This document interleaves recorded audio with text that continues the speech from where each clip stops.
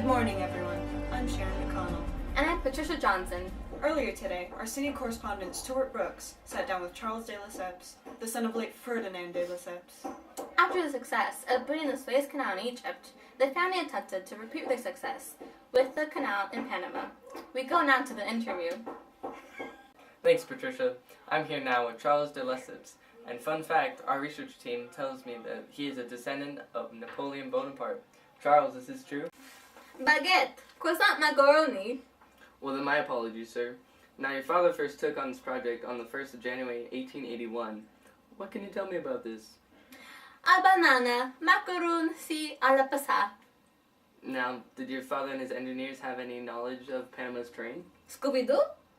Well, I'm just trying to build up a background of information. The project began in 1881, right? Baguette ba. And now it's 1889, and you still haven't accomplished anything. Baguette, Scooby-Doo, banana, laissez passer. No, sir, not at all. Disease and weather have taken out thousands of French workers, but you haven't accomplished a thing. Scooby-Doo? Surely you must know how many men you've lost so far. French fry baguette. Yet, you didn't tell anyone these numbers? Your organization forgot to tell thousands of French volunteers that they'd be plagued by bad weather and disease once they set foot in Panama. Baguette, macaron, ratatouille. Scooby-Doo, ratam, lalabra. Breaking news. France has officially gone bankrupt. Back to you. Did you hear that? On the toit! What are you gonna do now? Macaron, la French fry, la Charles banana. de Lesseps, you're under arrest for misappropriation. Scooby-Doo! Our deepest apologies for whatever that was. Up next, we provide closure for the incident you just witnessed.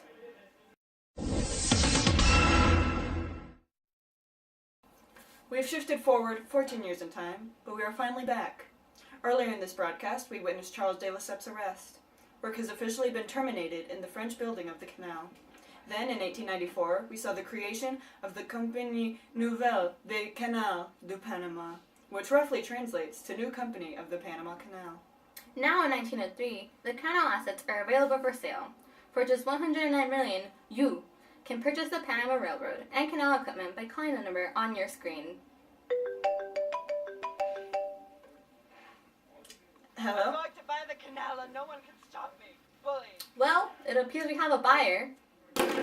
Again, we leave you with a confusing end to this news broadcast. Join us next time when we do something even more surprising.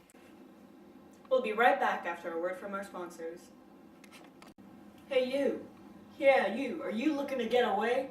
We'll take a cruise on White Star Line. We have the new RMS Titanic, the unsinkable ship. It's so great, you'll say, hey, this is a great ship. Hey, I'm Jack. I've never been in a ship before and I couldn't be more excited. I've heard nothing but great things about this trip. There'll be live music, spacious rooms, and cream puffs. I'm just hitting the tip of the iceberg with this. So what are you waiting for? Book yourself a ticket today. You'll have a gong of a time. That didn't make icy fun in your future. The Titanic will not be held accountable for any deaths or injuries that occur during your trip. Please note that we will not have enough lifeboats for all our guests. This ship is going to sink. I repeat, the Titanic is going to sink. Do not get on the ship. Watch out for icebergs and have a great day. More than 85% of the workers for the Panama Canal have been hospitalized due to an outbreak of malaria and yellow fever. Whispers of yellow fever among the workers has already sent thousands of men fleeing. Early symptoms of the disease include headaches, fever, and muscle pain, the most distinct being black vomit. If you or someone you know is experiencing these symptoms, please call the number on your screen. Malaria is also being spread like wildfire. Symptoms include chills, headaches, fever, aching, fatigue, and nausea. Because the cause is still unknown, there is no hope for you. You cannot protect yourself against death. And now, the weather. Thanks, Patricia. It's really hot. Back to you. Good morning, everyone. Once again, I'm Patricia Johnson. And I'm Sharon McConnell. Today's top story, America has finally been granted canal rights in Panama. After Colombia rejected U.S. terms for canal building in their country, the residents of Panama staged an uprising for independence. With our own U.S. troops fighting for Panama, they were able to declare their independence last Wednesday. Our city correspondent, Nancy Scott, Sat down with the man responsible for this project, President Theodore Roosevelt. Thank you so much for meeting with me, Mr. President. Of course, I'm always up for a meeting with a sprightly American citizen. Okay, now, Mr. President. Please, call me Teddy. Teddy? Teddy. All right, Teddy. Controversy surrounds your decision to begin building the Panama Canal. Why did you choose to take on such a large project? Well, my young sunfish, I'm an American. I took the isthmus, started the canal, and then left Congress not to debate the canal, but to debate me. But you made the decision on such an impulse. Why didn't you wait at least to write a state paper? I don't know, I just couldn't wait any longer. It was like I was the doctor of the Kenyan track team. My patience ran thin. What? Okay. But what inspired you to do such a thing? In short, thousands of miles would be saved in travel between Atlantic and Pacific Oceans. Trade would go up everywhere. We'd have better foreign policies. And war. I just love war. I love war as much as I love this great country. I love war like I love our national anthem. Or a nice cut of steak. Or... The French dealt with yellow fever and malaria through mosquitoes. Do you not fear that the American workers will have the same problems? My dear Falafel, Americans have a strong constitution and good clean water. You think that that's enough to save the American people? In truth, extensive medical research has been done by Walter Reed and William Gorgas to eliminate the threat of both diseases. Now, Britain was involved in this decision as well. I hear you handled a treaty involving the UK and canal rights. Yeah, but I ended that in 1901. I ended it like you'd end the life of a young Filipino child. What the? My sweet potatoes king, would you like to hold Teddy? Sure.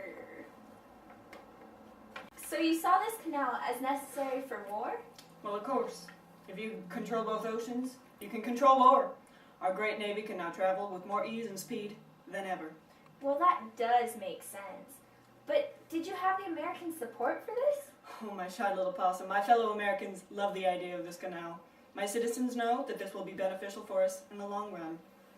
My tiny little American seahorses, I'm so proud that you support me. Your seahorse dad. Now, how do you plan to maintain power over the canal land? The same way I lived my whole life.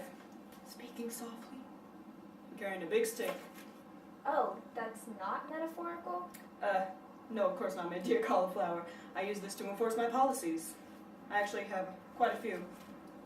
That's quite the collection. Teddy has one too. That's quite nice. Would you like one? Sure, Mr. President. Well, I feel I've learned quite a bit from you. Have you any last words for the American public? Yes, of course. My lovely collection of geese. McKinley is a chocolate eclair. Well, that was nice. He kind of looks like you. I get that a lot. He seems like a cool guy. Yeah, I'd vote for him. Yeah, I would too if women could vote.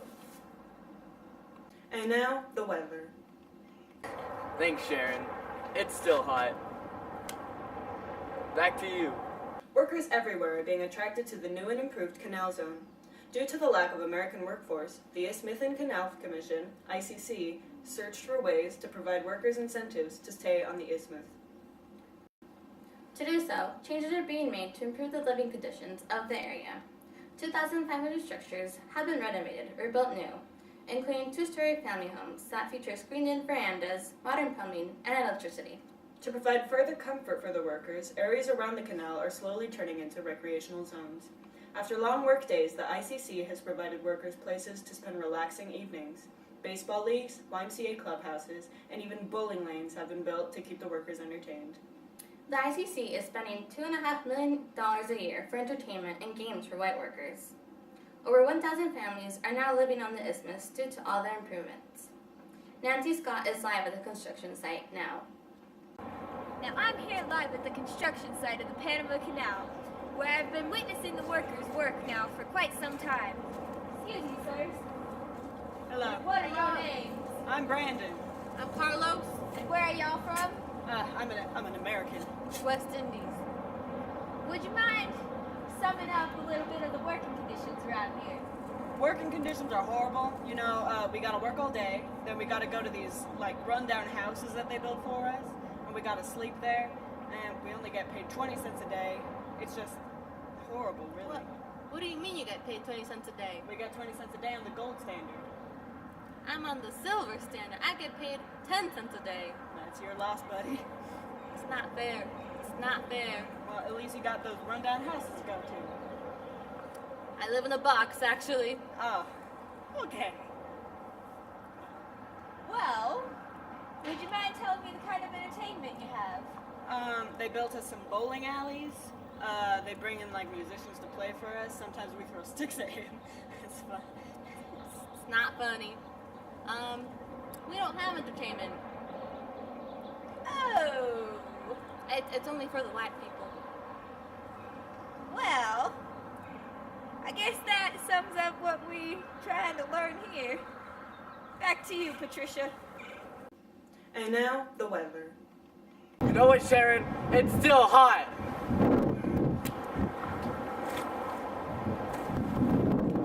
We'll be right back after a word from our sponsors.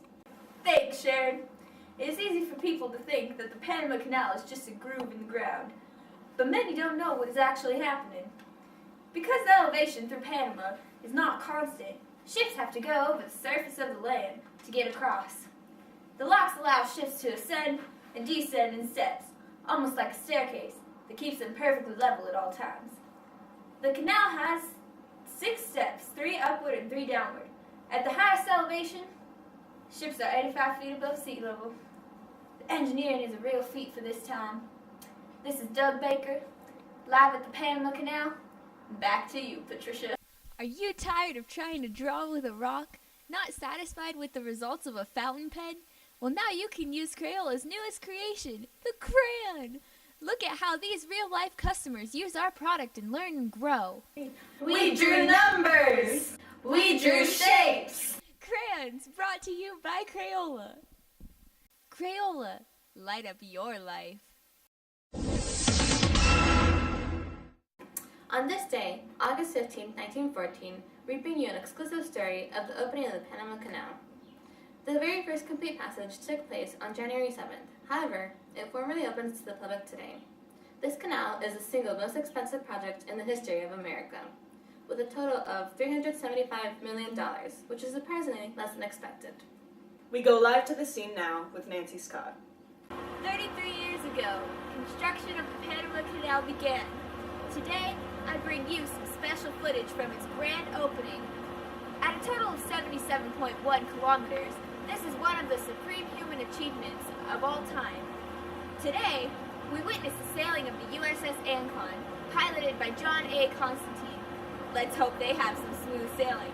Back to you, Sharon. And now, sports. Thanks, Patricia. Now, live from the most important game of... For FNS News, I'm Sharon McConnell. And I'm Patricia Johnson. Have a good night and a better tomorrow.